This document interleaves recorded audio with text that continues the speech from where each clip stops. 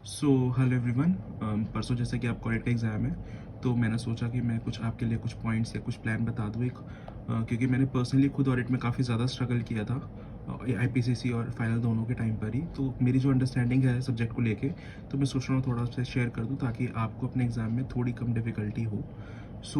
कुछ पॉइंट्स बनाए मैंने, मैं फटाफट आपको बता देता हूँ। तो सबसे पहला पॉइंट जो है वो ये है कि आपको कीवर्ड्स पे फोकस करना है। It's proven fact. ऑडिट के एग्जाम में अब वो बिल्कुल भी आपको जनरल थ्योरी पे मार्क्स नहीं देने वाले हैं। वो कीवर्ड्स याद करने ही करने हैं, चाहे वो ऐसे हो, पीई हो या फिर कोई भी चैप्टर हो।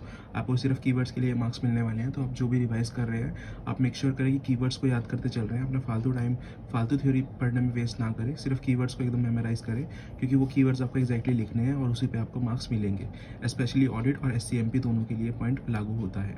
उसके बाद सेकंड पॉइंट जो है कि अगर जब आप एग्जाम में लिख रहे हैं, तो आप इरेलीवेंट थ्योरी बिल्कुल लिख कर अपना टाइम वेस्ट मत कीजिए। मैं आपको दोबारा बोल रहा हूँ कि इरेलीवेंट चीज़ों के लिए कोई भी आपको मार्क्स नहीं मिलने वाले ऑडिट में। आप ऑडिट के जो आंसर्स हैं उनको बिल्कुल क्रिस्प रखिएगा और टू द पॉइंट रखिएगा, क्योंकि कई बार ऐसा होता है जो आप फालतू लिखते हैं चीज़ें, उसके कारण आपका जो रेलेवेंट पॉइंट है ना, वो भी स्किप कर जाएगा एक पेपर चेकर। तो उसके कारण आपके मार्क्स कट सकते हैं। तो आई विल टेल यू कि आप बिल्कुल भी फालतू की थ्योरी लिख कर अपना टाइम वेस्ट ना करें।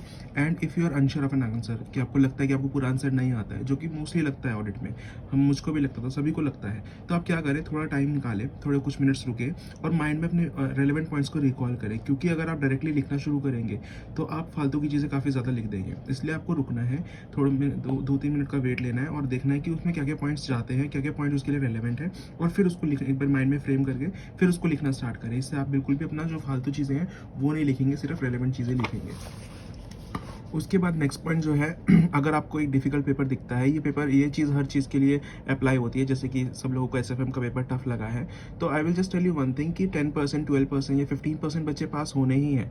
And they are always going to be the kids who are above average, जो उन्होंने अच्छी तरह से प्रिपेयर किया है। So if you are getting a difficult paper, तो उसके लिए आपको होप लूज बिल्कुल नहीं करनी है। वो जो डिफिकल्ट आया वो ऑल ओवर द कंट्री सबके लिए आया है। जो आपके हॉल में इतने सारे स्टूडेंट्स बैठे हैं, सभी के लिए डिफिकल्ट है। Everyone is writing the same paper. और जो 10-15% बच्चे पास होने हैं, वो वही वाले बच्चे पास होने हैं जो पढ़ के आए हैं। So you don't have to feel alone and scared. Exam hall में आपको बिल्कुल भी डरना नहीं है कि ये कैसा पेपर आ गया। सभी के लिए सेम पेपर है, सभी सेम पेपर लिख रहे हैं और बच्चे पास भी होंगे उसे लिखकर। ऐसा नहीं है कि कोई पास नहीं होने। So those who have actually worked hard are eventually going to get passed, so you don't have to worry about that. उसके बाद नेक्स्ट पॉइंट ये है कि आप डीटी और ऑडिट में ये बात समझ लीजिए कि इनका सिलेबस हद से ज़्यादा लंबा है और ये कोई भी कंप्लीट नहीं कर पाता है। मैं पर्सनली बोलूँ तो मेरा तो बहुत ही सारी चीज़ें ऑडिट में रह गई थी, डीटी में भी काफ़ी चीज़ें रह गई थी, बट ऑडिट में तो मैंने काफ़ी चीज़ें छोड़ दी थी। अभी मैं नाम लूँगा तो थोड़ा वीडियो लंबा हो जाएगा, but there were a lot of chapters which I learn. Although it is advisable कि आप सब करें, लेकिन जितना आपसे हो पा रहा है आराम से आप उतना कीजिए। पैनिक मत कीजिए। पैनिक करेंगे क्या होगा, आपका ब्रेन स्लो डाउन हो जाएगा। आप जो चीज़ें कर रहे हैं वो भी आपको टाइम लगेगा, आप एक एक चैप्टर में टाइम वेस्ट करने लग जाएंगे, तो वो मत कीजिएगा। आप जितना आपसे हो रहा है आराम से आप उतना कर लीजिए, and it's more than enough. उसके बाद मैं कहूँगा कि आप जो भी कर रहे हैं उसको प्रॉपरली करें, उस पर कॉम्प्रोमाइज़, क्वालिटी पे कॉम्प्रोमाइज़ ना करें। क्योंकि जो आंसर आपको आता है, अगर आप वो अच्छे से लिखेंगे तो नंबर मिलेगा। अगर आप सब कुछ ही आधा अधूरा करेंगे तो फिर उसमें भी नहीं मिलेगा और दूसरे वाले में भी नहीं मिलेगा। इन दी एंड आपको कहीं भी मार्क्स नहीं मिलेंगे। तो इसलिए जो आप कर रहे हैं वो प्रॉपरली करें। ये देख के चलें कि आप करते जा रहे हैं, चीज़ों को कंप्लीट करते जा रहे हैं। जो छूट रहा है उसको इतना फोकस ना करके जो कर रहे हैं उसको अच्छे से करते चलें। उसके बाद जो नेक्स्ट पॉइंट है वो मैं कहूँगा कि जब भी आप एग्जाम में जा रहे हैं, तो ये तो वैसे अप्लाई होता है, बट फिर भी मैं एक अच्छे से आपको एक्सप्लेन कर देता हूँ कि आपको गुड क्वेश्चंस ढूंढने हैं, वो अच्छे क्वेश्चंस ढूंढने हैं जो आपको आते हैं। अगर आपने एक अबव एवरेज लेवल की प्रिपरेशन करी है, जो कि मैं मान रहा हूँ आपने करी होगी, तो ऐसा नहीं है कि आपको बिल्कुल ही पेपर में ब्लैंक होंगे। कुछ क्वेश्चंस आप ढूंढ पाएंगे आराम से, 3-3, 4-4 या 5-5 नंबर के 5-6 क्वेश्चंस ढूंढ लीजिए आप जो आपको आते हैं। क्योंकि अगर आपने अबव एवरेज प्रिपरेशन की तो कुछ चैप्टर्स आपके जो स्ट्रॉन्ग है या कुछ क्वेश्चंस जो आपको लगता है कि आपके देखे हुए हैं, तो वो आप फटाफट उनको मार्क कर लीजिए और उनको लिख दीजिए। एंड आई एम अज्यूमिंग कि आपको एक स्ट्रॉन्ग होल्ड सब्जेक्ट पे तो होगा, मतलब आप चैप्टर्स को छोड़ दीजिए कुछ को, लेकिन बाकी सब्जेक्ट पे होना चाहिए। तब ये जो चीज़ है तभी अप्लाई होगी। उसके बाद next point, most important, MCQs जो है कि बिगेस्ट होप है। मैं अपना पर्सनल बताऊँ तो 24 और 26 मार्क्स मेरे को आए, 24 ऑडिट में, 26 लॉ में।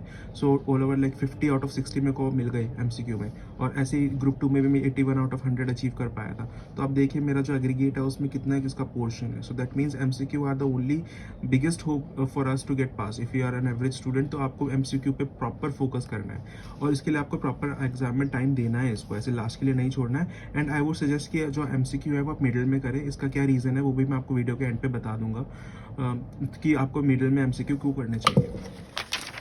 उसके बाद जो नेक्स्ट पॉइंट है वो मैं कहूँगा कि आप जो सब्जेक्ट है, अगर परसों आपका एग्ज़ाम है, अगर अभी भी आपको स्ट्रेटेजाइज़ नहीं कर पा रहे, तो मैं आपको एक थोड़ा-सा बता देता हूँ कि जो प्रोफेशनल एथिक्स हैं, वो बहुत स्कोरिंग होते हैं, ईज़ी भी आता है इसका, मेरे को जो भी क्वेश्चंस आते हैं, वो काफ़ी ईज़ी आते हैं। सो आप प्रोफेशनल एथिक्स पे थोड़ा ज़्यादा फोकस कीजिए। उसके अलावा एसेस पे आप फोकस कीजिए, बिकॉज़ एसेस के क्वेश्चंस 5-6 आते हैं, 4-5 तो आते ही आते हैं, और जो आते हैं, उसमें से कई बार क्वेश्चंस रिपीट भी हो जाते हैं, जो आपके देखे हुए रहेंगे क्वेश्चन बैंक से, तो ये काफ़ी स्कोरिंग बन जाते हैं। उसके बाद कंपनी ऑडिट जो है, वो भी इतना कोई कॉम्प्लिकेटेड चैप्टर नहीं है, डायरेक्ट सेक्शंस हैं, सेक्शंस में लिखी हुई चीज़ें बड़ी सिंपल है, आप आराम से उसे पढ़ सकते हैं। उसके बाद एक ऑटोमेटेड एनवायरनमेंट वाला जो चैप्टर है, वो छोटा चैप्टर है, उसके क्वेश्चंस भी एकदम डायरेक्ट आते हैं पॉइंट वाइज, उसमें सिर्फ पॉइंट लिखने होते हैं, तो आप इसको फटाफट रिवाइज कर सकते हैं। उसके बाद ऑडिट कमेटी जो है, ये हमने लॉ में भी पढ़ा होता है, और इसका जो मेरे को चैप्टर है, ये काफ़ी एक फ्लो में चलता है, ईजी है, पॉइंटर्स है इसका, बस आपको पॉइंटर्स मेमोराइज करने हैं, तो इट इज़ ऑल्सो एडवाइजेबल कि आप ये भी अच्छे से जल्दी कर लें। उसके बाद कुछ स्मॉल चैप्टर जो मेरे को ईजी लगते थे, होपफुली आपको भी लगते हो, या फिर आप अपने ईजी चैप्टर्स को ढूंढ लीजिए। बट मेरे को consolidated financial statement, PSU audit, peer review and quality review और ड्यू डिलिजेंस वाला जो चैप्टर है, जिसमें 3 चीज़ें हैं, आप ये सब टेस्ट कर सकते हैं। तो ये जो पूरा पोर्शन है मेरा, इसी पे फोकस ज़्यादा था, क्योंकि ये मेरे को ईजी लगता था, मैनेजेबल लगता था, और मेरा जो एग्जाम में मैंने किया था फोकस टारगेट, वो इसी को किया था। उसके बाद मैं लास्ट में एग्जाम जब आपका हो जाएगा, तो आपको पेपर को एनालाइज और डिस्कस बिल्कुल भी नहीं करना है, क्योंकि एक ऑडिट जैसा पेपर है, ये थियोरी पेपर है, आप नहीं जान सकते कि वहाँ पर कितने मार्क्स आपको मिलेंगे। मैंने 38 मार्क्स एक्सपेक्ट किए थे, मेरे को एक्चुअली में 47 आए, और 38 एक्सपेक्ट करने के कारण मैंने अपना लॉ का पेपर भी खराब कर लिया था। तो मैं आपको बिल्कुल सजेस्ट करूँगा कि आप बिल्कुल ऐसा ना करें, और डिस्कस और एनालाइज अपने पेपर को आके ना करें। उसके बाद आप एमसीक्यू वाली जो बात मैंने आपको बोली थी कि मिडिल में क्यों करना है, तो उसका सबसे बड़ा रीज़न ये है कि अगर आप एमसीक्यू को लास्ट के लिए छोड़ेंगे, तो डेफिनेटली आपके पास टाइम नहीं बचेगा, बहुत जल्दी में आप भागा दौड़ी में करेंगे और वो गलत हो जाएंगे।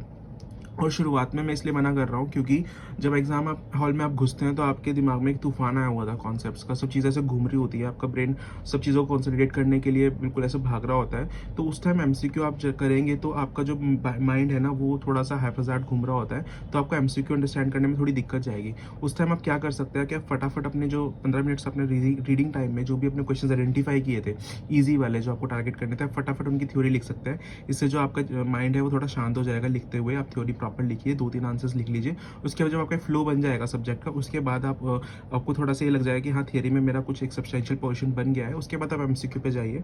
फिर जब आप एमसीक्यू कर लेंगे, तो उसके बाद आपके हेड को भी रेस्ट मिलेगा, आपके माइंड को भी रेस्ट मिलेगा। उसके बाद आप दोबारा से क्वेश्चन पेपर पे आगे स्ट्रगल कर सकते हैं थियरी वाले पार्ट में। So that was all from my side. I hope ये पॉइंट्स आपको हेल्प कर रहे होंगे, and I am sorry I was not uploading videos since I had joined a new job, but now I will be uploading like regular videos, and thank you so much for watching, and all the best for your audit exam.